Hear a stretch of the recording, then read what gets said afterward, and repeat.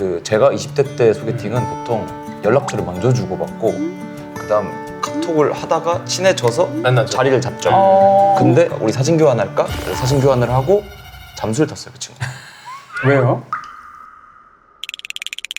형님 왜요? 이거는 너무 폭력적인데요? 아니 진짜.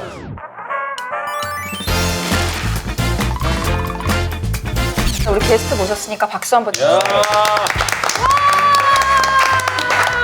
짝사랑 쪽으로는 이분밖에 없어요. 주제랑 딱 맞는 대한민국 분이시라고. 탑입니다. 그래서 저도 좀 우려가 있어서 좀 안 불렀으면 했는데 어쩔 수 없어요. 사랑의 결실, 짝사랑의 결실이죠. 짝사랑을 주제로 마인드맵을 그리다 보니까 마인드맵 자체가 너무 풋풋해요.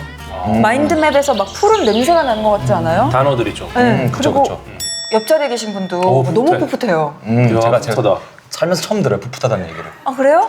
너무 예쁜 단어들을 많이 스포츠 같아. 쓰셔가지고 가장 최근의 짝사랑은 현재 그쵸, 그쵸. 여자친구. 어떻게 짝사랑이 이렇게 이어졌나. 그 소개로 만났는데 딱 보자마자 너무 이 사람이랑은 결혼을 할 것 같다는 느낌이 들었었어요.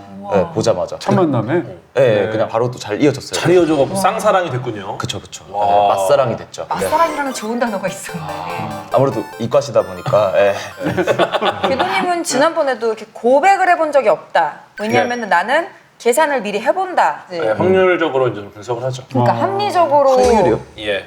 사실 과학에 존재하지 않지만 100일 때 고백합니다. 아 그런 게 어딨어. 이게 어떤 거냐면 누리호 발사도 성공률 100%일 때 쏘거든요. 어. 제임스 웹 우주망원경도 성공률 100%일 때 쏩니다. 근데 그래도 100이 안 될 걸 알지만 우리 마음속에는 100이라는 확신을 갖고 가야지 돼. 고백할 때는 그럼 누리호를 쓰는 마음으로 그런 하세요. 마음이잖아요. 너무 웃긴다. 근데 짝사랑이 100의 확신을 하면 짝사랑이 아닌 거 아니에요? 그러니까 짝사랑을 해서 네. 고백은 안 100의 하고. 확신이 안 된다? 네. 그럼 이제 정리. 혼자. 동진님 짝사랑 경험담 좀 풀어주시겠어요? 좋습니다. 아니 어렸을 때는 있지 않나요 다들? 아 그럼요. 다 있죠. 아주 어렸을 때는 있었어요. 해주세요. 아주 어렸을 때가 몇 살 기준인가요? 초등학교 때 이럴 때. 선생님?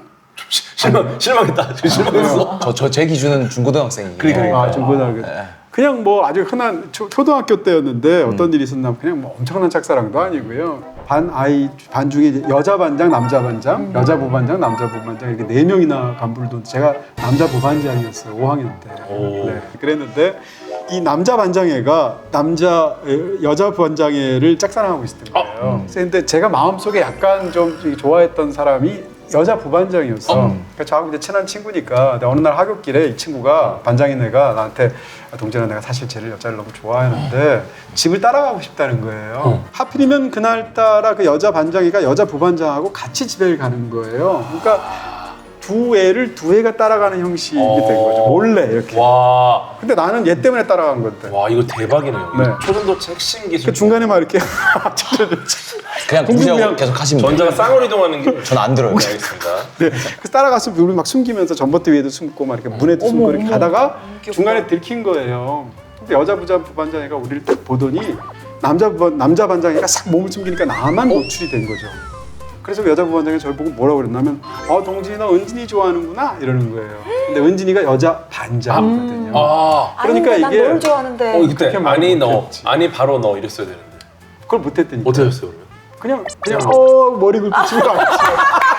다음날 아침이 돼서 학교를 갔더니 소문이 쫙 난 거예요. 반장? 내가 은진이가 여자 반장을 은진이를 좋아한다고. 빨래 꺼야 전 아니고 제 친구가 누굴 좋아했었는데 친구 얘기는 항상 친구입니다. 해요.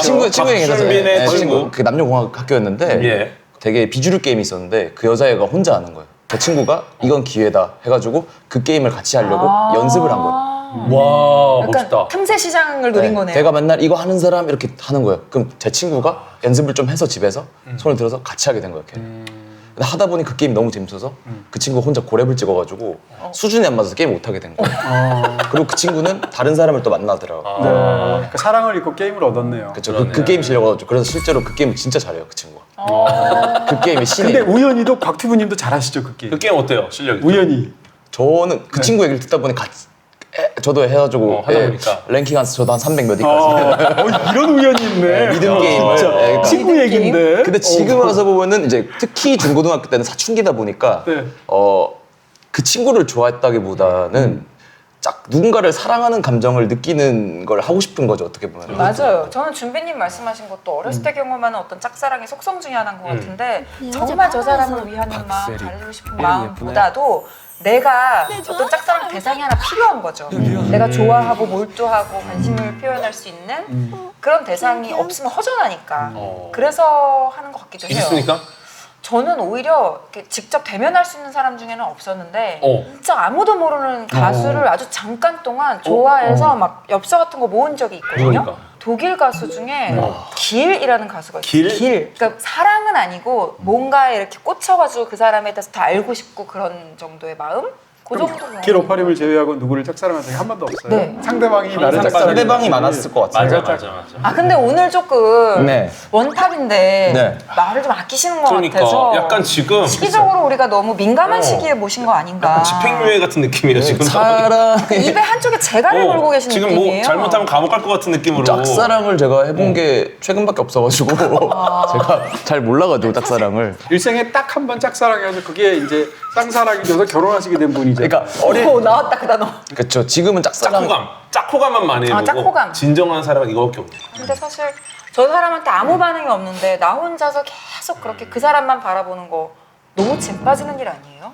그게 어떻게 계속 유지가 되죠? 아, 근데 제가 또 아는 애가 있는데 얘가 그런 스타일이었어요. 원래 고백을 했을 때 만약 차이잖아요. 네. 그럼 차이면 이제 끝인 거예요. 그러니까 친구도 안 되니까. 친구도 안 되니까. 그러니까 그 그렇지. 친구를 계속 지켜보고 싶은 맞아요. 마음에 맞아요. 짝사랑을 한다고 그 친구가 그러더라고요. 그러면 그 사람한테서 돌아오는 게 없는데도 그 과정이 그냥 흐뭇한 거예요. 옆에서 아니야. 볼 수 있다는 것만. 짝사랑 안 해서 모르네. 그러니까 모르니까 궁금한 돌아오는 거죠. 게 전혀 모르시는 돌아오는 게 있어요. 있어요. 그러니까 뭐가 있어요? 보기만 해도 보기만 해도 좋은데 좋아. 내가 그 친구가 막 그 친구가 개그를 한다거나 뭔가를 준비했을 때 이 친구가 그 오는 그 리액션 호응들이 맞아. 사람을 미치게 만든다고 와, 하더라고요. 웃고, 그렇게. 그러니까 예. 웃는 얼굴을 내 앞에서 보여주는 게 리워드예요. 그러니까. 그냥 웃겨서 웃은 거예요. 그것도 리워드인 거예요. 짝사랑하는 그리고 사람한테는. 돌아가서 그 친구랑 이제 카톡을 했을 때 특히 먼저 카톡이 왔을 때 네네. 엄청 설렌다고 하더라고요. 그 친구가. 그리고 개도 형이 말한 것처럼 고백을 했을 때 자기가 대충 그 좋은 말을 모르겠는데 벤또를 때려봤을 때 가늠을 해봤을 때. 가늠을 해봤을 때 예측을 해봤을 때. 이해는 되는데 네. 확 이해가 됐어요. 예. 누가 봐도 확률이 50% 이하인 거예요. 그쵸. 그래서 고백도 못 하는데 그렇다고 마음을 접을 순 없어요. 접을 수도 왜냐면 접으려고 하면 그 친구가 또 연락이 와. 연락 와도 난 다른 사람 좋아할래 이렇게는 안 그렇게 되는 거예요? 마음을 먹었지만 연락이 왔을 때 모든 게 풀리는 거죠. 눈 녹듯이 사르르? 그래. 가능성이 또 있구나 이렇게 된다고 하더라고요. 그 49%의 가능성이 나를 놓아주질 않는 거예요. 4구까지는 안 되고 그러니까 한 완전히 38 정도 되는 그러니까 거죠. 완전 잃고 싶지 않은 거예요. 그 친구가 가능성 아예 안 줘버려요. 네. 그냥 막 연락도 안 하고 카톡도 그냥 안 진짜 하고. 누가 봐도 싫은 티를 내면은 짝사랑은 원래 접게 돼 있는데 그 애매함에서 그게 유지돼 버려서 그게 3년이 되고 4년이 된다고 하더라고요. 3년 4년? 그러니까 조금만 먹이를 주면 또 야! 재활성화. 오 다시 돌아오는 거야. 그리고 밤이 무서워요. 다 마음을 접고 낮에 친구들이랑 얘기해서 야 그건 아니다. 걔 진짜 안 좋아해도 밤에 혼자 침대에 눕잖아요. 그리고 막 또 예를 들면 뭐 제가 뭐 좋아하는 뭐 플립 같은 영화를 보면은 다시 세포가 살아나는 거예요. 그러니까 그 짝사랑에 대한 세포를 살아나게 하는 주변 그 환경이 너무 많은 거죠. 그걸 제거를 해야 되는데 제거 안 되겠죠. 그죠. 플립 같은 영화라고 네네네. 언급하신 그 네. 플립. 저도 되게 예쁘게 본 영화거든요. 네네네. 와, 그 영화 얘기 좀 해주세요. 그러니까 처음에는 짝사랑을 시작은 하긴 해요. 여자 주인공이 그 남자가 이사를 왔을 때 그 남자한테 사랑에 한눈에 반해버리는 네. 그랬다가 이제 점점 그 남자애가 처음에는 막 틱틱대고 어리다 보니까 막 그러다가 서서히 이 친구의 진가를 알아가면서 서로 계속 감정이 왔다 갔다 하면서 그 여자의 마음에 좀 많이 좀 몰입해서 본 것 같아요. 이게 플립이 뒤집는 거잖아요. 네. 그래서 원래는 안 좋아할 거야. 좋아할 리가 없어 했다 마음이 갑자기 손바닥 뒤집듯이 확 한 조만까지 계속 그 여자아이가 남자아이에 대해서 짝사랑하고 있으니까 계속 쉽게 말하면 트라이를 하잖아요. 그럼 남자 입장에서는 계속 이렇게 밀어내는 방식으로 하는데 어느 날 갑자기 그걸 하지 않으니까 정반대 형국이 있지 않나요? 남자 입장에서 아니 왜 평상시 항상 나한테 호감을 보이면서 적극 대시하던 애가 왜 안 그러지 하면서 그때부터 이제 플립이 되는 거죠. 그쵸. 그걸 또 공략하라는 또 그 연애 전문가들이 어떤 조언도 있잖아요. 밀당? 선조들의 노하우가 또 있는. 실제 연애- 남자들끼리 모이면 그 전략을 많이 얘기하죠. 그래요? 보통 토론할 때 항상 야 네가 너무 잘해줘서 그렇다. 어허. 한번 튕겨봐라. 네. 이거를 진짜 많이 얘기하죠. 그 플립 얘기를. 네, 시라노 연애 조작단에도 초반에 그런 조언을 합니다. 맞아요. 뭐 이게 메시지를 주고받을 때도 이제 칼답하는 것보다 텀을 두는 게 더 좋다. 뭐 이런 것도 다 다 있고. 정말 쓸데없는 얘기다. 근데 이것도 어느 정도는 둘 사이에 어떤 호감이 있어야 가능한 거지. 친구가 그 전략을 썼다가 그러니까. 그냥 아예 연락이 안 왔다고 하더라고요. 그러니까 영원히 그냥 빠인 거야. 이 영화 자체가 이제 짝사랑의 시작. 어릴 때 좋아했다가 이제 중학교 이렇게 올라가면서 더 좋아지는 뭐 그런 뭔가 그 짝사랑의 감정을 완벽하게 표현한 영화가 아닌가 생각해서 너무 뭔가 내 짝사랑도 떠올리게 하는 정말 순수한 영화라고 생각합니다. 빌리비. 네. 그 시라노 연애조작단? 네. 그게 시라노 제가 아는 시라노랑 같은 네, 거예요? 거기서 온 거죠. 여기 이제 오리지널로 이야기할 수 있는 시라노는 사실 19세기 희곡이에요. 네. 워낙 유명하잖아요. 그래서 뭐 제라르 데파르디우 나왔었던 옛날 그 고전적인 영화로도 나왔던 시라노가 있는데 거기서는 남자가 코가 컴플렉스예요. 코가 지나치게 커서 내가 너무 사랑하는 여자가 있는데 고백을 못 하는 거예요. 그러다가 그녀가 다른 남자를 굉장히 좋아하는 어떤 상황이 되게 되니까 이 남자는 또 거기다가 약간 지성이 부족하고 글을 잘 못 써서 이제 연애 편지를 쓰기가 어렵잖아요. 그러니까 그녀를 사랑하는 적극적인 마음을 감춰서 이 남자에 이입해서 이 남자의 연애 편지를 대신 써주는 거죠. 그러니까 어떻게 보면 그녀는 이 남자랑 사귀게 될 때 이 남자의 외모와 거기에 담겨 있는 나의 정신을 함께 사랑하는 거에 합쳐서 그랬을 때 과연 이 여자는 과연 누구를 사랑하는 것인가에 관한 굉장히 흥미로운 이야기를 다루고 있는데요. 저는 이제 옛날 거는 못 봤고 더 최근에 나온 것만 봤어요. 그쵸. 시라노라는 뮤지컬 영화. 저도 그 얘기를 하고 싶은데 이제 그렇게 이제 고전적인 이제 80년대에 시라노가 있었고요. 8, 90년대에 나왔던 이걸 가장 최근에 말씀하셨던 뮤지컬로 만들어진 시라노가 있어요. 조라이트가 만든 어터먼트 만든 감독인데요. 생각보다 코가 크지 않은데요. 저거는 바꿨어요. 달라요. 그러니까 원래 오리지널에서는 코가 문제인데 예. 여기서는 키로 바꿨어요.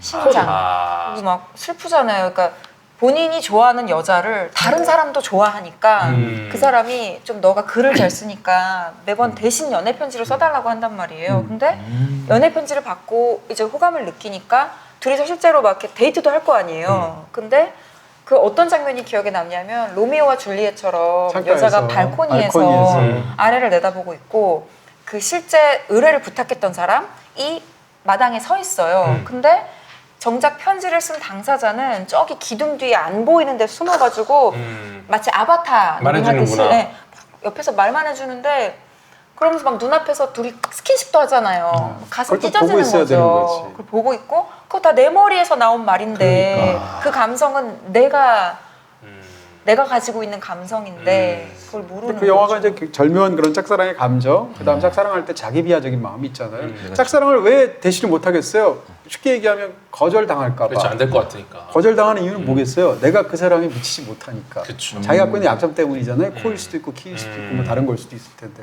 그런 남자의 마음이 너무 잘 들어가 있는 피학적인 어떤 로맨틱함이라고 그럴까? 이런 게 너무 잘 들어가 있고 두 번째는 진짜 그 여자가 누굴 사랑한 거야? 라는 게 이 영화에서 중요하게 다뤄져요. 근데 간과할 수 없는 것은 실제로 그 여자가 이 남자의 외모를 보고 반했거든요. 크리스티안이라는 남자를 보자마자 첫눈에 반해요. 군중 속에 섞여 있는데 딱 그쵸. 한 사람만 눈여겨보잖아요. 첫 눈에 반한다는 거, 눈에 반한 거는 그냥 첫눈에 뭘로 반하겠어요? 외모로 반하는 거잖아요.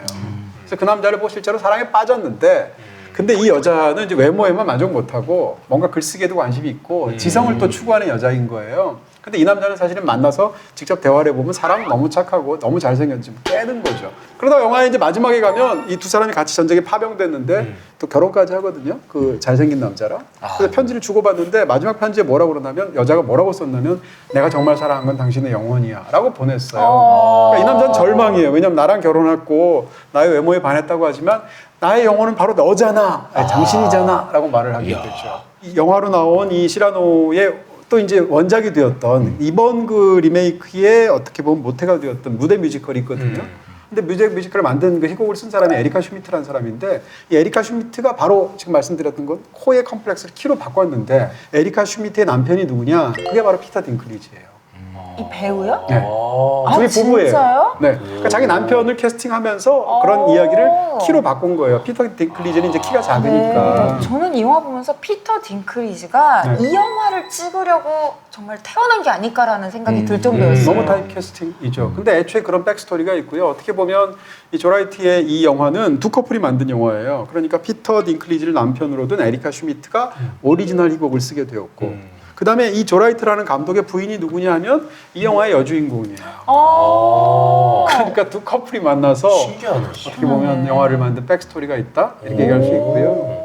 일단 기본적으로 뮤지컬인데 이 뮤지컬 넘버들이 굉장히 훌륭하고 또 조라이트 영화들이 굉장히 이렇게 유려하면서도 아름다운 이미지들이 있잖아요. 그런 걸 잘 살려낸 그러면서 피터 딩클리지가 연기 정말 잘하잖아요. 그 사람의 모든 것이 담겨 있는 것 같은. 연기 너무 잘하죠. 네, 아, 굉장히 이거는 외모가 위라고 생각합니다. 이 부분. 근데 더군다나 우리가 주제가 짝사랑이니까 짝사랑의 속성에는 이런 비주얼적인 거, 외모적인 게 되게 크지 않아요? 너무 그 크죠. 겪어봐야 아는 그럼요. 그 사람의 네. 생활 습관이라든가 태도 이런 거를 멀리서 보고 어떻게 알아요? 그 정말 내 보이는 게 다인 거잖아요. 그러니까 혼자 좋아하는 상황이잖아요. 거의 사랑의 도입부, 입구인 거죠. 사랑의 입구에 딱 서려면은 일단 무언가가 확 끌려야 되는데 우리는 감각적인 정보들이 5가지 중에 사실 시각 정보가 굉장히 의존도가 높아요. 그럼 결국은 딱 보는 순간 거의 한 2초 만에 바로 도파민 폭주하면서 빠지는 겁니다. 눈으로 보고 끌리는 게 어쩔 수가 없고 그때 맞아요. 이미 나 혼자 상대방은 아직 안 왔는데 그 사랑의 입구에 서 있는 거죠. 저도 제가 20대 때 소개팅은 보통 연락처를 먼저 주고받고 그다음 카톡을 하다가 친해져서 만나죠. 자리를 잡죠. 근데 우리 사진 교환할까? 그래서 사진 교환을 하고 잠수를 탔어요 그 친구. 왜요? 형님 왜요? 이거는 너무 폭력적인데요? 아니 진짜 아니 나 이렇게 동진 형님 이렇게 잔인한 분인 줄 몰랐어. 갑자기 왜요? 그런데 그때부터 좀 새로운 방식의 연애 방법을 찾아야겠다. 어떻게 보면 제 20대 초반에 겪었던 그런 뭔가 연애에 대한 방법을 찾아야 되는구나. 다른 방법을. 특히 짝사랑은 사랑을 하는 사람들이 다 그렇지만 스토리텔러예요. 짝사랑을 반복적으로 많이 하는 사람은 굉장히 이야기를 잘 만들어내는 사람이에요. 허구를 만든다는 뜻이 아니라 누구를 좋아했을 때 그 감정을 굉장히 스토리텔링을 머릿속에서 잘하는 거예요. 그다음에 사랑이라는 것에는 이제 슬픔도 있고 뭐 좌절도 있고 기쁨도 있고 환희도 있잖아요. 우리가 생각하면 기쁨과 환희가 사랑의 진짜 진면목이고 본질이고 고통이나 슬픔 같은 것은 사랑의 부작용 같잖아요. 저는 아닌 것 같고 고통이나 슬픔도 사랑의 진짜 본질 중에 하나란 말이에요. 그러니까 사람이 약간 마음이 이상해서 우리가 막 즐거움을 즐기고 뭐 행복을 즐기는 그런 마음이 물론 엄청나게 크지만 사람의 마음속에 약간 피약적인 그런 쾌락 같은 게 있어요. 그래서 어떻게 보면 쓰디 쓴 맛을 반복적으로 거기에 도취되어 있는 부분이 있다고 그럴까? 맞아. 그래서 짝사랑은 괴롭잖아요. 왜냐면 보상이 없으니까. 근데 그 보상 없는 사랑을 자기가 견디면서 그것 자체가 어떻게 생각하면 약간 버티는 힘이 된다고 그럴까? 일상을. 저는 짝사랑하면서 떠오르는 콘텐츠가 이제 초속 5cm. 너무 잘하시는 신카이 마코토 감독이시죠. 네. 이분의 2007년작입니다. 이 떨어지는 벚꽃을 보던 소녀가 딱 소년한테 얘기합니다. 야, 벚꽃이 떨어지는 속도는 초속 5cm래. 이러면 딱 시작하거든요. 예, 근데 이게 그 한 소년의 시점에서 첫사랑의 기억이 시간의 어떤 흐름과 물리적인 어떤 그 관계 속에서 어떤 식으로 변해가는가 요거를 보여준 작품인데 3가지의 어떤 구성으로 돼 있습니다. 첫 번째 편이 초등학교 시절이 등장을 해요. 여기에 이제 2명의 주인공이 등장하는데 아카리와 타카키 이 둘이 등장을 하는데 그 졸업을 앞두고 이제 아카리가 이사를 가게 되면서 이제 헤어지는 거죠. 그래서 중학교 때부터는 이제 헤어져 있는 거예요. 근데 이제 편지를 주고받으면서 계속 이렇게 애틋한 관계를 이어나가다가 이제 어느 날 한번 만나자. 그래서 폭설이 내리는 날 아카리를 만나러 타카키가 아주 멀리서 옵니다. 너무 폭설이 내리고 막 여러 가지 이슈가 생기면서 정말 오래 몇 시간을 늦게 도착을 해요. 그래서 이제 못 보겠구나 이런 느낌으로 오는데 놀랍게도 아카리가 계속 기다리고 있어가지고 이제 둘은 만나게 되고 네. 요 첫 번째 재회하면서 서로의 마음을 확인하는 첫 번째 편을 우리 이동진 형님께서 가장 멋진 장면이라고 생각을 하셨다고 제가 들었습니다. 예, 전 시카이 마코토의 모든 작품을 통틀어서 지금 말씀하신 초속 5cm의 일부가 최고라고 생각해요. 네. 그리고 2화로 가면서 이제 고등학생이 확인하고. 됩니다. 예, 타카키가 고등학생이 됐고요. 이제 아카리가 없는 섬에서 학교를 다니면서 뭐 이렇게 막 하다가 누군가가 나를 짝사랑하는 느낌을 또 받아요, 타카키는. 근데 이제 타카키는 이미 아카리라는 이 마음속에 짝사랑이 자리를 잡고 있잖아요. 그 안에 이제 계속해서 아카리에 대한 마음이 있다 보니까 뭔가 공허합니다, 다른 사람에 대해서. 그러면서 이제 타카키의 어떤 공허함을 보여주는 게 이제 2번째 편이고요. 마지막 화에서는 도쿄로 이제 돌아옵니다, 타카키가. 근데 여전히 아카리를 잊지 못하고 타카키가 그냥 의미 없는 삶을 살아요. 막 이러고 막 이상한 거 하다가 막 여기다가 막 좀 못 버티고 그냥 에이 때려치자 이렇게 되고 막 삶을 사는데 갑자기 이 철길에서 싹 지나가요. 싹 지나가서 근데 아카리랑 타카키야. 근데 탁 서로 뒤를 딱 돌아보는 순간 기차가 확. 근데 기차가 좀 길잖아. 그쵸. 근데 하면서. 확 하는데 이게 끝날 때쯤에 맞은편 기차가 또 확 했고 꽤 오랜 시간을 그 상태로 서 있어요. 기차가 탁 지나가고 나서 과연 어떤 일이 벌어졌을까? 네, 요 뒷부분은 직접 영화에서 확인하시면 좋겠습니다. 네, 그 장면이 워낙 멋있기도 하고 맞아요. 영화의 역사에서 그런 식으로 연출을 너무 잘했던 사람이 세르지오 레오네라는 감독이고 오. 원스 어폰 어 타임 인 더 웨스트라는 작품을 보면 똑같은 장면이 이 영화의 초반에 액션 장면으로 나와요. 근데 물론 그것을 오마주했다고 보기는 좀 어렵겠습니다만 네, 감독들이 그렇게 기차 장면들을 많이 생각을 하죠. 제가 드리고 싶은 말씀은 초속 5cm라는 이 제목이 과연 맞는가? 초속 5cm를 물리학적으로 보면은 실제로 1분에는 3m를 가고요. 그 다음에 1시간에 160m. 웃긴 거는 벚꽃은 더 빨라요. 초속 5cm가 아니라 초속 140cm. 그래요? 네, 더 빠릅니다. 바람이 강하게 부는 날 네. 아니에요, 그러면? 훨씬 빨라요. 벚꽃이 떨어지는 속도가. 소녀가 야 벚꽃이 초속 5cm 떨어진대. 그러면 소년이 가만히 있을 게 아니라 아니야. 초속 140cm야. 그럼 사랑이 깨지죠. 이거를 쳤어야 되고 그리고 여기서 만약에 감독님이 느린 어떤 변화를 말할 거였으면은 제가 기가 막힌 아이디어가 있습니다. 네. 호주 퀸즐랜드 대학교에서 얘기하려고 1930년부터 현재까지 지속하고 있는 실험인데 네. 아실 거예요. 네. 피치의 낙하 실험 아시죠? 이게 뭐냐면은 점도가 물의 2,300억 배가 되는 액체가 있어요. 네. 네, 이거를 그래서 고체라고 분류했습니다. 근데 어쨌든 점도가 있다는 말은 액체잖아요. 그래서 이 퀸즐랜드 대학교에 있는 토마스 파넬이라는 교수님이 이거를 반박하기 위해 요 피치가 낙하하는 거를 측정을 해요. 그러니까 얘가 떨어지면 액체잖아. 네. 근데 이게 점도가 너무 높으니까 고체로 분류를 했단 말이에요. 일단은 처음에 이 실험을 고안했던 토마스 파넬은 사망을 했고요. 이대로 다른 교수가 받아서 계속 실험을 하고 현재 3대째 관리자가 앤드류 화이트 교수입니다. 여전히 실험을 하고 있고 역사상 가장 오래된 실험이에요. 기네스북에 등재가 되어 있습니다. 이야. 네. 현재까지 9방울이 떨어졌는데 지금 10번째 방울이 떨어지면 기다리고 있는 거죠. 네. 근데 재밌는 게 9번 동안 한 번도 실제 사람의 눈으로 이걸 본 적이 없어요. 그렇겠네요. 네. 근데 볼만도 한 게 제가 왜 말씀드리냐면 7번째 방울이 떨어질 때가 그때가 이제 엑스포 박람회장에 공개 전시가 돼 있었어요. 근데 거기 1,800만 명이 와 있었거든요. 근데 못 봤어? 근데 아무도 못 봤어. 그래갖고 이거를 관리하던 분이 진짜 잠깐 어디 갔다 왔는데 그 사이에 떨어진 거예요. 그래서 이제는 8번째 방울을 봐야겠다. 우리가 못 보더라도 24시간 녹화하면 된다. 이제 우리 과학기술이 있으니까. 그쵸. 그래서 8번째 방울을 카메라로 24시간 녹화를 합니다. 2000년도에 기술적인 결함이 생겼어요. 문제가 생겼는데 그 사이에 떨어진 거야. 9번째 방울도 어떻게 보면은 이거를 그 하부에 있는 비커를 교체하다가 부러져 버려요. 그래갖고 제대로 일부러 된 그러는 거 낙하를. 아니에요? 일부러 지금? 되게 웃기죠. 네. 근데 지금 2026년, 27년 요 사이에 10번째 방울이 떨어질 걸로 지금 예상하고 있어서 지금도 검색해서 피치의 낙하 실험을 검색해 들어가시면은 이 실시간? 퀸즐랜드 대학교 실시간으로 지금 공개해놨어요. 영상 볼 수 있어요? 이번엔 볼 수 있겠네요. 운이 좋으면 내가 그 장면을 볼 수도 있는 거네요. 그리고 이거는 만약에 전 세계 실시간이니까 떨어지는 장면을 녹화할 수 있겠죠. 이번엔 100% 볼 수 있겠네요. 그렇죠. 아무래도 어디에 또 결함만 안 생기면 이제는 뭐 결함만 안 생기면 그래서 야 벚꽃이 어떻게 떨어지는 줄 알아 이러지 말고 소녀가 딱 소년한테 피치의 낙하 실험 알아? 그러면 그 작품 일부에서 끝났을 것 같아요.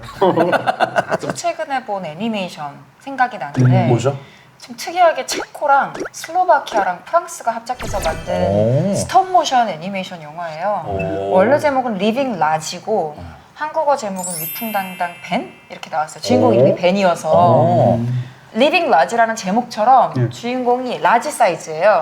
그리고 12살 이제 막 사춘기에 접어든 소년인데 충분히 셰프가 될 수 있는 그런 요리에 재능이 있는 친구여서 막 엄마한테 맨날 맛있는 거 만들어주고 그래요. 거기 같은 반에 클라라라는 여자애가 있었어요. 그래서 여자애가 이제 눈에 들어오기 시작하고 조금 이성의 눈을 뜨는 거예요.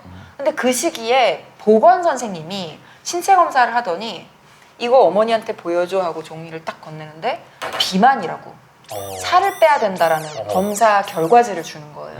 살을 빼야겠다 하면서 갑자기 이제 막 야채만 먹으려고 그러고 먹던 약을 막 줄여요, 획기적으로. 안 좋은 나쁜 친구들이 얘가 막 다이어트 한다 그러고 맨날 혼자서 도시락 같은 거 싸다니고 이러니까 막 놀려요. 다른 사람들 보는 앞에서 학교에서 막 다이어트 한대. 처음엔 뚱뚱하다고 놀리더니 이제는 막 다이어트 한다고 놀리는 왜 거예요. 놀리는 거야 다이어트 한데? 많이 놀려. 조금만 살을 빼면 클라라가 나를 좋아해 주겠지 이러면서 그걸 자꾸 동기부여하면서 지내는데 심지어 막 할머니 집에 놀러 갔을 때 우리 보통 할머니 집에 가면 되게 많이 먹게 되잖아요. 그쵸, 그쵸, 그쵸. 같이 요리해서 뭐 맛있는 거 만들어 먹던 할머니인데 굳은 결심으로 안 먹는다고. 나 요것만 먹겠다고 하고 막 당근만 먹고 그래요. 근데 클라라가 어떠한 계기로 벤 나는 그런 마음이 아니라고 자기 얘기를 하는 거예요. 그러니까 와장창 깨진 거예요. 내가 꿈꿨던 우리 둘이 함께 알콩달콩 이게 깨진 거예요. 그래서 얘가 갑자기 팬트리에 가가지고 거기 있는 음식을 막 싹 다 먹고 폭식을 하고 끈을 놔버린 거예요.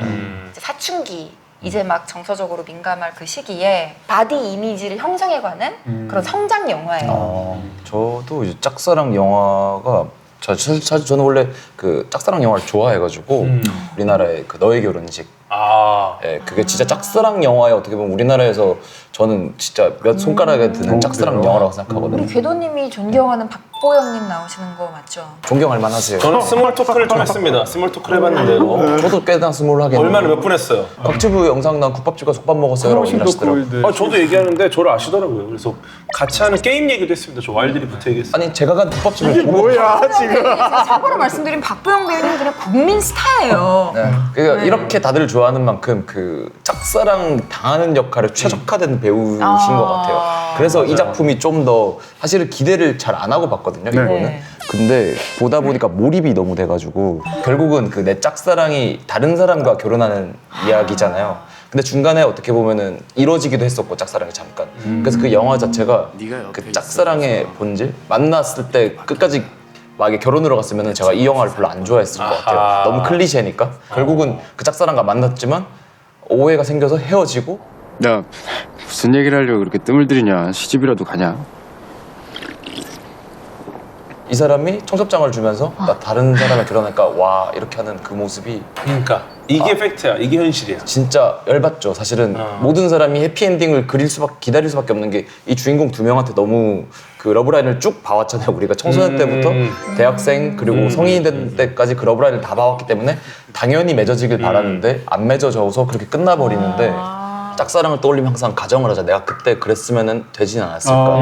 막 그런 생각을 네. 하게 네. 되니까 공감이 너무 돼서 전 짝사랑을 뭐 해본 적은 없지만 만약에 짝사랑을 했더라면은 타인의 결혼식을 보는 그 짝사랑했던 여자의 결혼식을 보는 느낌이 어떨까. 근데 이제 준비님은 뭐 너의 결혼식이 아니라 나의 결혼식을 이제 나의 결혼식을 하면서 또 그러니까요. 그 영화가 많이 떠오르더라고요. 아니, 짝사랑 근데 하니까. 네. 딱 지금 말씀하신 것처럼 짝사랑이 이루어지면은 네. 여운이 없어요. 제가 봤을 때. 맞아요. 헤어질 결심이라는 영화가 짝사랑에 관한 영화는 아니지만 헤어질 결심의 핵심적인 그 사랑에 관한 생각 중에 하나가 사랑을 어떻게 우리 유한한 존재인 인간이 영혼으로 가져갈까라고 했을 때 미결시켜서라는 답을 제시하는 거거든요. 그러니까 결혼을 되지 않고 구두점을 찍지 않는 거예요. 예. 구두 찍지 않는 사랑만이 영원까지 이어질 수 있는 것이고 왜냐하면 우리가 굉장히 행복하게 서로가 서로를 사랑해서 그 이후에 해피리 에버 애프터 한다고 해도 결국 끝에는 죽음이 기다리고 있고 되는 거잖아요. 그런 측면에서 어떻게 보면 영원까지 우리가 유한한 존재인 인간이 사랑을 가져갈 수 있는 방법 가장 강력한 방법은 미결이에요. 이별하지 않죠. 왜냐? 네. 맺어진 적이 없기 때문에. 그러니까 약간 미제 사건을 남기듯이 아까 말씀하신 딱 갑자기 나 다른 사람이랑 결혼한다고 청첩장 내미는 영화 또 되게 유명한 로코 있잖아요. 500일의 썸머. 정말 우리도 500일 동안 그 과정을 보고 네. 둘이 그냥 거의 연인으로 맺어져서 잘 사귀니까 잘 돼야지 마땅할 것 같은데 되게 생뚱맞게 여자분이 흘러다 다른 사람한테 반해가지고 다른 사람하고 결혼하는 걸로 끝나잖아요. 근데 저는 처음 봤을 때는 뭐야 여자가 왜 저래 이랬지만 충분히 그랬을 만한 이유가 넘치더라고요. 넘치는 정도예요. 네. 내가 저 사람을 좋아한다고 해서 저 사람도 나를 좋아해야 된다는 법이 없잖아요. 그건 오히려 굉장히 희박한 확률이잖아요. 저 사람이 사랑을 해도 사랑의 질과 양이 다를 수 있잖아요. 그쵸. 항상 왜 더 적게 사랑하는 사람이 권력자라고 우리가 하잖아요. 네. 그런 상황에서 500일의 썸머에서는 그냥 간단한 것 같아요. 그 여자보다는 그 남자가 더 사랑한 거죠. 근데 나는 더 사랑한 것도 지금 생각해보면 정말로 그 여자를 사랑했다기보다는 그 여자가 좋아하는 거, 관심 가지고 있는 거에 별로 귀를 기울이지도 않고 비틀즈의 링고스타 좋아한다고 했을 때 막 네네네. 링고스타를 누가 좋아해 이러면서 막 비웃기도 하고 본인이 좋아하는 건축 관련 책을 선물로 주고 그리고 이렇게 술집에서 어떤 남자가 야 저 사람이 너 남자친구야 하면서 놀리니까 발끈해가지고 일어나서 폭력을 행사하잖아요. 근데 이런 것들이 여자를 정말 좋아한다라는 느낌보다는 그냥 저 여자로 인해서 내 삶이 완성되길 바라는 거예요. 이기심이죠. 자기를 위한 사랑인 거고. 그런 느낌이 좀 네, 있어서 행복하게 만들어주려고 하는 사랑은 아니죠. 그쵸. 그러니까 나로 인해서 이 여자가 행복했으면 좋겠고 내가 바라는 여자가 됐으면 좋겠는 그쵸, 거예요. 그래서 짝사랑이 또 가지고 있는 한 가지 속성 중에 하나가 이기적인 게 아닌가라는 생각도 들기는 해요. 저는 오히려 짝사랑은 이타적이라고 보는데요. 진짜요? 이타적이라고요? 예, 왜냐면은 내가 바란 적이 그러니까 없는데? 고백 공격은 이기적입니다. 어... 그 직전까지 가면은 저는 아직은 이타적이다. 누구를 이롭게 하는데요? 아니 정말로 그러니까 왜냐면 정말로 내가 고백 공격할 생각도 없어.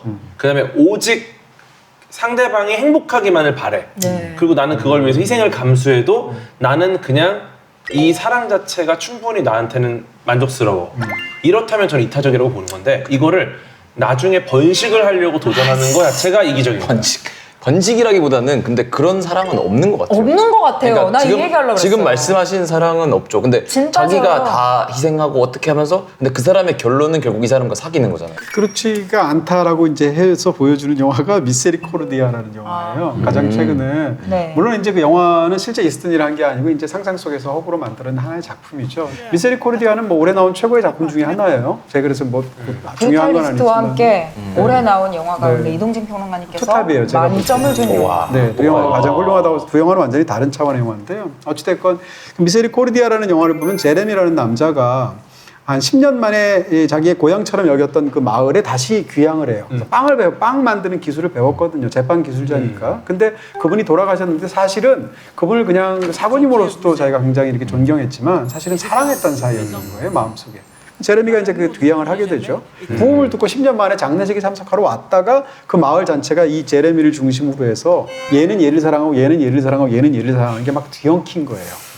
네, 그걸 또 더군다나 육체적인 사랑을 굉장히 강조해서 묘사하는 영화예요. 거기에는 이제 동성애도 있고 이성애도 있고 나이 차이가 많은 사람도 있고 옛날 친구들도 있고 막 이래요. 이런 상황에서 이제 온갖 떠들썩한 얘기가 나오는데 이게 이제 알랭 기로디라는 그 프랑스의 탁월한 감독의 영화인데 알랭 기로디 영화들을 쭉 본 사람 입장에서 보면 알랭 기로디 영화를 통틀어서 가장 인상적인 캐릭터가 이 영화에 나오는데 그게 바로 이 영화에 등장하는 가톨릭 신부.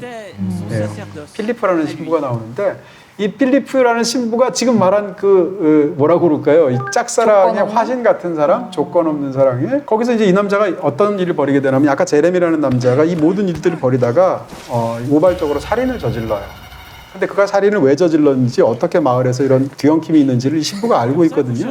근데 사실 이 신부는 이 장례식 때문에 내려오게 된 제레미를 서로 사랑하고 있어요. 두 사람 나이 차이도 굉장히 많이 나고 둘 다 남자예요. 이런 상황에서 자기가 이 남자를 너무 좋아하는데 이 남자에 대해서 바라지 않고 오로지 이 남자를 말을 위해서 자기가 자기의 평판을 망쳐가면서까지 또 이 남자를 서포트해요. 예를 들어서 이 남자가 도저히 알리바이가 없단 말이에요. 사람을 죽였으니까. 근데 알리바이를 자기가 만들어줘요. 왜냐하면 그날 밤 우리 둘은 관계를 갖고 있었다라고 얘기하는데 이 사람 경찰이 그 말을 하면 자기가 가톨릭 신부잖아요. 그쵸. 알리바이는 성립하지만 그럼 가톨릭 신부로서 치명타잖아요. 이미지가 그냥 큰일 나죠. 근데 그걸 한단 말이에요. 그 이유는 두 가지예요. 하나는 미세리코르디아란 말이 라틴어로 자비란 뜻이에요. 자비. 다시 말하면 어쨌건 살인은 저질렀지만 굉장히 전도 유망한 청년이 안으로 들어가서 감옥에서 썩을 것을 생각하면 사실은 그것을 진실을 말하는 것보다 이 남자를 지켜줘서 갱생의 기회를 주는 게 좋다라는 철학적인 판단, 도덕적인 판단이 있단 말이에요. 그러니까 자비의 마음으로 한 거예요, 신비 입장에서. 또 한 가지는 이 남자를 사랑해서. 그것도 굉장히 육체적으로나 정신적으로나 강렬한 어떤 욕망 때문에 이 남자를 편들었단 말이에요. 심지어는 영화의 후반부에 가면 이 신부의 올 루드가 나오는데 그 올 루드를 보면 이 신부가 굉장히 성적으로도 흥분했다는 걸 보여주는 방식으로 영화가 찍혔어요. 이 영화의 가장 놀라운 점 중에 하나는 그 신부로서의 자비와 신부로서의 성적 욕망을 포함한 사랑이 서로 다르지가 않다. 그게 서로 모순이 아니다라는 걸 보여주는 굉장히 흥미로운 영화죠. 거기서 그런 얘기를 해 상대방이 아니 당신이 나를 사랑한다고 해도 어떻게 그걸 평생 지킬 수 있어요? 라고 말하니까 당신을 평생 멀리서 지켜보는 것만으로도 라고 이야기를 한 다음에 나는 평생 조건 없는 희망을 갖지 않는 그런 무망한 사랑을 할 자신이 있다라는 식으로 이야기를 하죠. 그게 진짜 가능한지 모르고 영화에서는 거기서 끝나게 되는데 어찌됐건 그 영화의 말을 그대로 믿어준다면 이 신부는 가장 육체적인 사랑을 했으면서도 가장 정신적으로도 고결한 짝사랑을 하는 사람이거든요. 그런 사람이 있다고 친다면 아까 말한 발레가 될 수 있죠. 그죠? 사랑의 초기의 단계에서는 자기가 어쩔 수 없는 그런 부분이 있잖아요. 우리가 사랑을 보통 제일 많이 동사를 결합시키는 게 빠진다라는 표현인데 사랑에 빠진다라는 얘기는 사랑이 재앙이라는 거예요. 수렁에 빠지고 바다에 빠지는 것 같은 거니까 이제 빠진다라는 말을 쓰잖아요. 그러니까 사랑이 어쩔 수가 없다. 그래서 내가 거기서 뭘 할 수가 없고 나는 수동적으로 그걸 당하고 있다라는 표현이란 말이야. 어떻게 본다면 우리가 제일 많이 쓰는 게. 그다음에 제가 이제 굉장히 좋아하는 이승우라는 작가가 있지 않습니까? 아주 훌륭한 그 최고의 소설가 중에 한 분이라고 생각하는데 이승우 작가님 소설 중에 사랑의 생애라는 소설이 있어요. 제목이 사랑의 생애야. 근데 첫 문장이 너무 훌륭해서 기억하는데 사랑하는 사람은 사랑의 숙주이다라는 표현이에요. 핵심적으로 내 속에 들어온 것 때문에 내가 어쩔 수가 없는 거잖아요. 우리가 이제 아니 저 남자가 왜 저 여자를 혹은 저 여자가 왜 저 남자를 혹은 왜 이런 행동을 이라고 판단하는데 그게 약간 좀 이상한 게 애초에 그게 판단이 안 되기 때문에 사랑이 시작하는 거거든요. 그런 측면에서 옆에서 딱 팔짱 끼고 나서 이성적으로 판단해 주는 게 굉장히 어렵단 말이에요. 맞아요. 그럼에도 불구하고 나의 사랑이나 나의 정열보다 중요한 건 상대의 안위죠. 자기가 열정이 있다고 해서 그게 남한테 안위를 해칠 수 있는 어떤 그런 그 이유가 될 수는 없죠. 그런 측면에서 지금 뭐 사실은 옛날하고는 달랐지만 옛날에는 그게 사랑이라는 것으로서 옛날 고전 소설들 읽어보면 지금 기준으로 스토킹인 게 굉장히 많아요. 뭐 100번 찍어서 안 넘어간 나무 그렇죠. 없다. 말도 안 되는 속담이란 말도 안 되죠. 말이에요. 그 맞아, 당시에 맞아. 그래서 그 상대방의 상관과 관계없이 그 끊임없이 넘어간다는 게 들이댔단 뭐냐면 말이에요. 그냥 굴복하는 거지. 어쩔 수 없이. 정말 아 너무 좋다가 되는 경우도 있기는 물론 하겠지만. 보쌈 이런 게 좀 그런 거죠. 옛날입니다.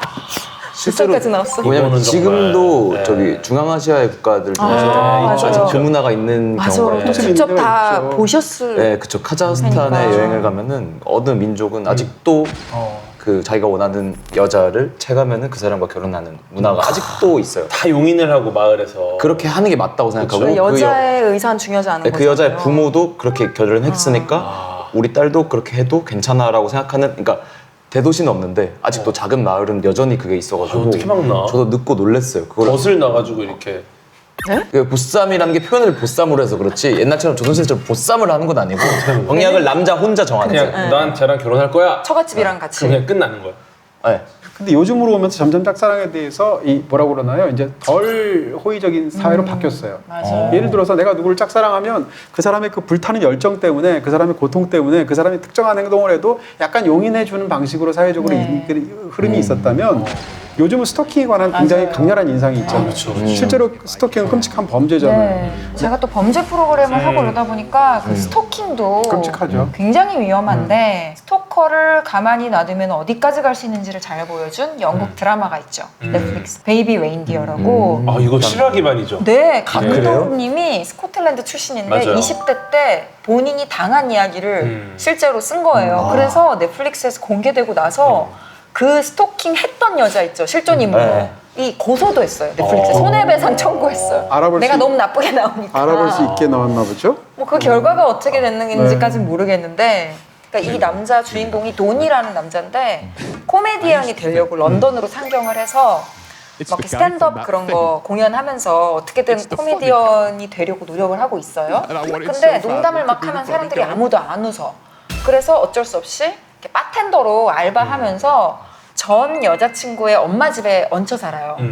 그런데 어느 날 손님으로 마사 스콧이라고 하는 여자 손님이 들어오는데 자기 변호사라고 소개를 하는데 지금 이거 차값을 낼 돈이 없다고 하니까 차 한 잔 내가 그냥 주겠다고 이렇게 친절을 사소하게 베풀었어요. 정말 그냥 뭐 차 한 잔 정도는 줄 수 있으니까 그냥 준 건데 일반적인 상냥함이죠. 그쵸, 일반적인 상냥함이죠. 근데 이 여자분이 웃음소리가 되게 호탕하고 특이해요. 큰 소리로 웃어요. 근데 내가 무슨 별말 아닌 말을 했는데 막 자지러지게 웃는 거예요. 근데 이 사람은 웃기는 사람. 코미디언 지망생인데 아무도 내 개그를 안 받아주던 사람이잖아요. 그러니까 이 웃음소리 듣는 게 쾌감이 있으니까 또 점점점 이렇게 좀 약간 아부성 얘기도 막 해요. 나이보다 어려 보인다 그러고 막 맞춰주고. 그러니까 이 여자가 막 깔깔깔거리고 너무 좋아하는 거예요. 그러면서 그냥 잘해준 건데 약간 이 여자한테는 이제 더 이상 이게 농담이 아니고 이게 진지하게 발전되는 거죠. 막 이메일이 하루에도 몇십 통씩 오고 이러다 보니까 결국은 인터넷에 찾아봐요. 이 여자 이름을. 마사 스콧이라고. 찾아봤더니 이미 실형을 산 적이 있는 실형? 스토킹 범죄가 있는 여자인 거예요. 그럼 무섭잖아요. 그래서 피하고 싶은데 왜 바로 신고를 못 하냐면 농담만 하면은 장래가 썰렁해지던 남자인데 거기 이 여자가 온 거예요. 근데 이 여자가 막 웃어주면서 리액션을. 관객들의 호응을 유도하니까 그날 그 공연이 성공적으로 끝난 거예요. 그러니까 또 내치지를 못하고 고마움은 또 있으니까. 네, 이 여자 덕에 어쨌든 내가 조금 잘 되니까 그래서 방치를 하다가 나중에는 전 여자친구를 해치기도 하고 또 지금 만나는 여자가 생기거든요. 내가 좋아하게 된 여자가 생겼는데 그 여자를 또 막 공격하려고 하고 가족들까지 괴롭히고 어느 날 음성 메시지를 듣게 돼요. 아, 내가 아주 어렸을 때 내가 가지고 있는 가장 오래된 기억 속에서 나는 이렇게 종이로 된 왕관을 쓰고 있었는데 옆에 아기 술록 인형이 있었다. 근데 너가 그 술록을 닮았다고. 그래서 계속 베이비 레인디어라고 부른 거예요. 중간에 이 남자가 이런 말도 해요. 난 아이를 많이 낳고 싶은데 나이 때문에 좀 안 될 것 같다라는 말을 해요. 그러니까 이 여자는 더 그러면서 자기 자궁 나이가 이렇게 건강하다고 막 증명서까지 떼가지고 보내고 어머 이 남자가 나랑 그런 상상까지 했어? 아이를 낳는 라면서 상상을 했구나라고. 불을 지피는 거예요. 그러니까 좀 나이스하게 헤어지려다가 그렇게 또 되는 수가 있고 이 여자가 실제 변호사였어요. 변호사인 건 맞아요. 주변에도 어떤 경우가 있냐면 누가 나를 스토킹을 하는데 그 사람이 번듯한 직업이 있는 사람이라는 거예요. 사회적으로 어떤 지위가 있는 사람이다.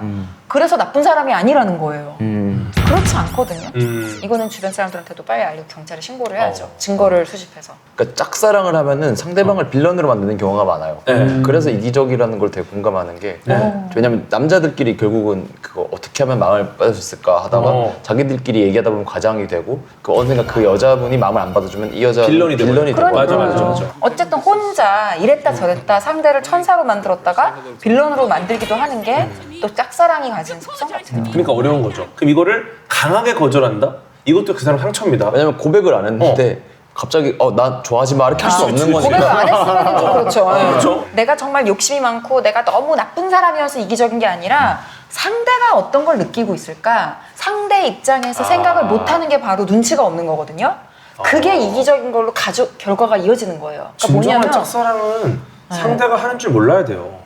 그러니까 뭐냐면 대부분이 알잖아요, 근데. 아니 알려지면 그러니까 내가 고백을 안 알려지는 것 했어도 자체가 제가 볼 때는 그거는 짝사랑의 여러 장르 중에 그 완성도 높은 짝사랑은 아니다.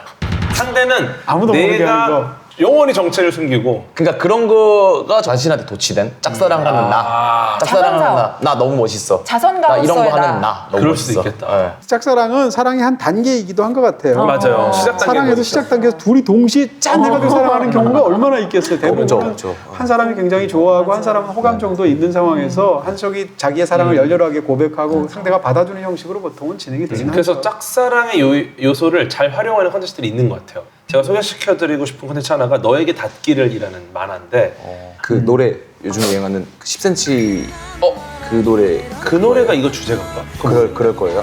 그래요? 네. 여기 사와코라는 여고생이 있는데 이 여고생이 이렇게 머리가 엄청 길어요. 그래갖고 이름도 사와코잖아요. 사다코 아니에요 혹시? 별명이 사다코예요. 진짜? 진짜요? 네. 사다코 무섭잖아. 그러니까 링에 나오는 링에 나온 사다코 기어 나오는데 머리가 긴 생머리고 약간 음산한 느낌 때문에 이제 사람들이 일단 이 사와코를 보면 다 피해요. 근데 놀랍게도 자신의 그 약간 음산한 별명, 그 머리카락 이거에 대해서 전혀 두려움을 느끼지 않는 남학생을 만납니다. 카제하야 쇼타라는 친구인데 너무 잘생긴 얼굴, 좋은 매너, 사교성 때문에 전교생들이 다 이 남학생을 좋아하는 거야. 이런 상황인데 그러다가 이제 사와코의 여러 가지 고민들이나 뭐 이런 것들을 또 쇼타가 조언을 좀 해줍니다. 근데 그 조언을 듣고 이제 사와코가 변화가 일어나요. 주변에 친구들도 생기게 되고 좀 이 사람의 삶이 변하는 거죠. 근데 이제 사와코 입장에서는 나를 변하게 만들어준 게 쇼타다 보니까 쇼타를 짝사랑하는 거죠. 놀랍게도 요 만화는 이 쇼타도 이제 좋아하는 마음이 생깁니다. 이게 인기를 끌었던 이유가 약간 클리셰를 좀 깨는 것 같아요. 뭐 오해도 생기고 막 이런 것들이 있어야 되는데 그냥 그런 자극적인 요소를 배제하고 그 외에 어떤 요소들도 거의 영향을 못 줄 정도로 강력한 사랑을 하는 그런 순정 만화라서 근데 이제 아쉬운 거는 이게 그렇게 해서 굉장히 직진하는 두 사람의 설레이는 모습, 풋풋한 모습을 보여주다가 이제 사깁니다. 사귀면서 이제 애니메이션도 뭐 2기로 가고 3기로 가고 가잖아요. 그러니까 이 설레임이 사라져가지고 약간 후반부로 가면 좀 아쉽다는 평이 좀 많은. 일본 만화가 어쩔 수 없이 인기가 많아지면은 내용을 억지로 끌잖아요. 그런 것도 인기 많은 만화들이 뭐 드래곤볼이나 맞아. 대부분이 좀 그런 것 같아요. 저도 그 사랑에 관한 일본 콘텐츠를 많이 보거든요. 솔직히 말하면 좀 유치한 경우가 좀 많긴 한 것 같아요. 다른 나라 작품들에 비해서. 그래도 저는 너무 재밌게 봤었던 게 너의 췌장을 먹고 싶어. 유명하죠. 스타트도 이미 처음부터 굉장히 비현실적으로 시작하거든요.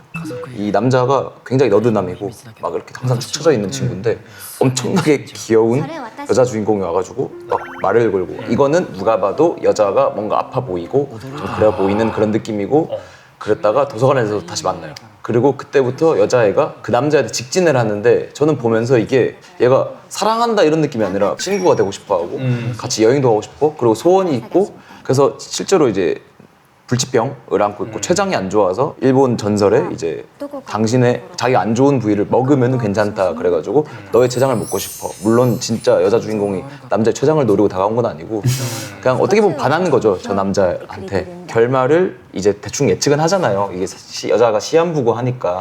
죽죠?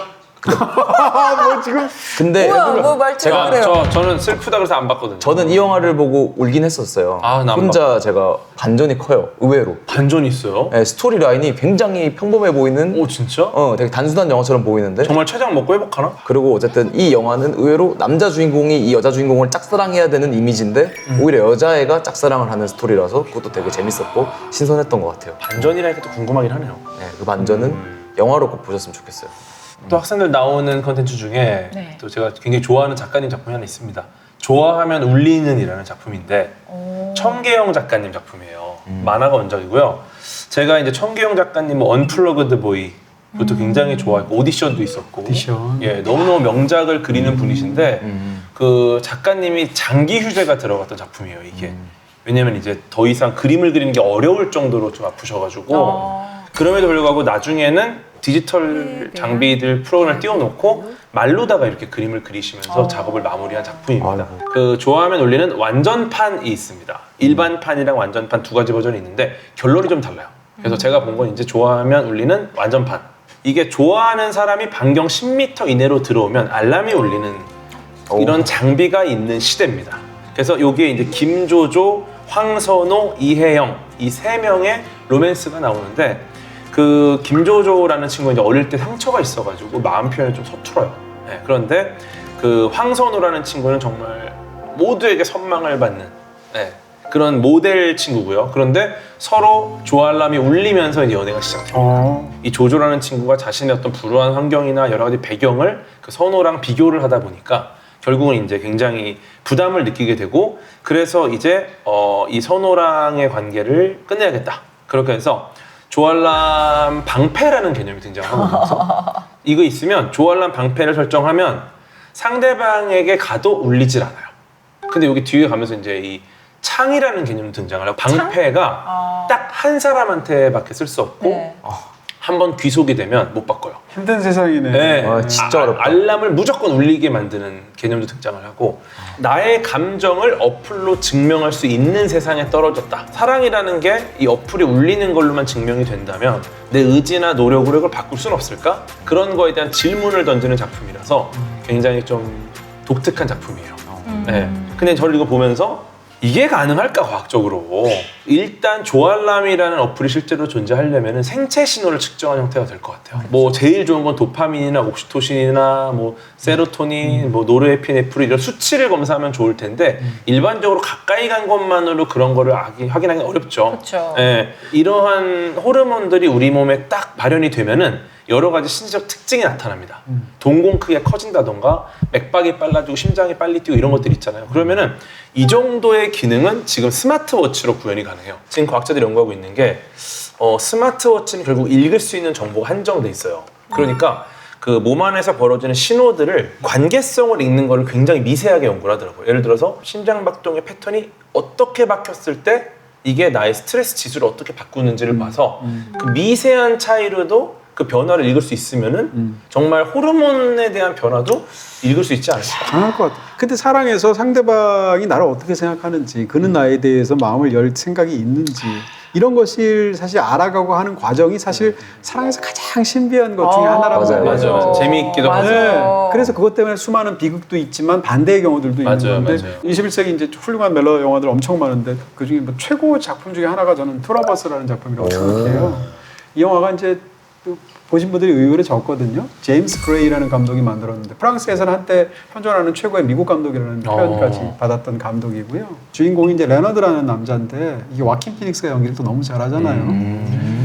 이 남자가 어떤 여자랑 굉장히 오래 사귄 그런 연인 사이였는데 실연을 하게 되는데 그 이유가 둘 다 약간 유전병 같은 걸 갖고 있어서 두 사람이 결합을 해서 만약에 아이를 낳게 되면 아이가 굉장히 치명적인 어떤 걸 타고날 수밖에 없어요. 이런 것이 이제 눈덩이처럼 굴러가서 두 사람이 헤어지게 되거든요. 그러니까 막 그냥 괴롭고 이러니까 바다에서 충동적으로 자살을 시도를 하게 되는데 주변의 사람이 이제 구해준단 말이에요. 구해주면은 하다못해 뭐 날 구하지 말라라고 하든가 아니면 구해줬으니 감사하다 이렇게 얘기해야 되는데 그 남자 그냥 가려고 하니까 아니 사람을 죽는 사람을 구해줬는데 아무 말 하지도 않고 그냥 가십니까? 라고 하니까 그냥 형식적으로 감사합니다 그냥 가버리는 거예요. 이 영화의 첫 장면인데 이 영화 전체를 다 보면 이 남자가 이걸 당하는 얘기예요. 반대로 가면. 흔히 사랑의 고통을 새로운 사랑으로 이제 다시 이렇게 리뉴얼하는 경우가 있잖아요. 이제 부모님의 동업자인 사람이 있는데 그런 가족에 딸이 있어요. 딸이 있는데 그 딸인 여성하고 약간 이제 엮이게 되는데 상대방은 자기한테 굉장히 호감이 있고 본인은 그 여자가 그렇게까지 좋지는 않지만 자기도 좋아하기도 하고 흐름도 있고 두 사람이 약간 사귀는 식으로 썸 타는 식으로 진행이 되죠. 근데 결정적으로 이웃에 새로운 여자가 이사를 오게 됐는데 그 새로운 여자는 이제 미셸이라는 여자인데 기네스 펠트로예요. 근데 기네스 펠트로가 이웃에 오는데 그녀한테 반하게 되는 거죠. 완전히 반하게 되는데 이 사람은 약간 뭐라고 그럴까요? 너무 매력적인 사람인데 사실은 사랑의 상대로는 고려하면 안 되는 종류의 사람이에요. 왜냐하면 그 성격이나 일단 마약 중독이 되어 있고 아이고. 지금 누군가를 사랑해서 완전히 그 관계에서 헤어나오지 못하는데 상대방은 귀여운 남자예요. 이 상황에서 자기를 굉장히 짝사랑하고 있는 레너드가 자기한테 계속 접근하잖아요. 그럼 상대방을 계속 약간 요즘식으로 얘기하면 어장관리 비슷하게 이렇게 행동을 약간 하면서 호구처럼 보는 것 같기도 하고. 그렇죠. 새벽 6시가 됐는데 위에서 옥상에 있으면서 전화해서 남자를 불러요. 자다 깨가지고 이제 이 남자가 가보잖아요. 그러니까 당신 오늘 내 러버를 내 그 기혼남인 나의 애인을 만났는데 그 사람 인상이 어때? 이런 걸 물어봐요. 덜 사랑하는 사람이 권력자니까 그 권력이 계속 자기가 맞출 수밖에 사랑의 없어요. 의리니까. 자기는 짝사랑이니까. 그러다 쪼커 되는 거예요. 네. 그래서 그 영화가 네. 나왔구나. 그게 1편이었구나. 쪼커 정말 제로. 찰떡같이 받아주시네요. 프리퀄. 그래서 이 레너드라는 남자가 쉽게 얘기하면 한쪽에는 나를 사랑하는 여자가 있고 한쪽에는 내가 사랑하는 여자가 있는데 사실은 이 나를 사랑하는 여자가 어떤 사람인가 하면 제일 좋아하는 영화가 사운드 오브 뮤직이에요. 왜냐하면 온 가족이 함께 볼 수 있는 영화라서. 어떤 여자인지 알겠죠? 그 여자는 제약회사를 다녀요. 이 남자의 병을 쉽게 얘기하면 고쳐줄 수 있는 여자인 거예요. 이런 이상적으로 어떻게 보면 배우자로서 가장 좋은 사람이지만 이 사람한테는 안 끌리고 좋아하면 안 되는 다른 임자가 있기도 하고 불가능한 관계에 매달리기도 하고 마약에 중독돼 그러면서 자기중심적인 여자한테 끌려다닌단 말이에요. 그러면서 이제 펼쳐지는 이야기인데 이 영화는 정말 마지막 한 10분이 정말 심금을 울립니다. 그런 측면에서 한번 꼭 보시라고 말씀드릴 수 있는 어떻게 보면 짝사랑을 포함한 사랑이 사실은 얼마나 병적인 감정 같은 것을 갖고 있고 얼마나 왜곡되어 있는지 이런 것들을 보여주는 굉장히 흥미로운 사랑에 관한 작품이다.